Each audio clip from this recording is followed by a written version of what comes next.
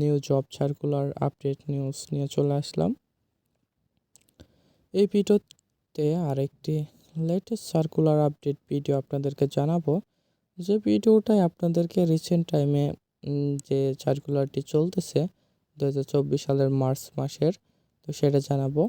সেটা হচ্ছে কিশোরগঞ্জে civil surgeon কার্যালয়ে নিয়োগ। ঠিক আছে, তো এটা হচ্ছে কিশোরগঞ্জের, তো এইটাও আপনাদেরকে জানাই। তো এটা হচ্ছে কার্যালয়ে 60টি পদে মোট 184 জনকে নিয়োগ দেওয়া হবে। আগ্রহী প্রার্থীরা অনলাইনে আবেদন করতে পারবেন। তো পদ সংখ্যা হচ্ছে 4টি। পদ সংখ্যা কয়টি? 4টি। শিক্ষাগত যোগ্যতা হলো পরিসংখ্যান, গণিত, অর্থনীতি বিষয়ে স্নাতক ও সমমানের ডিগ্রি। বেতন হচ্ছে 10,200 থেকে 24,680 টাকা হচ্ছে বেতন স্কেল। ঠিক আছে, তো আশা করি এখান থেকে আপনারা বেস্ট আপডেটটাই পেলেন।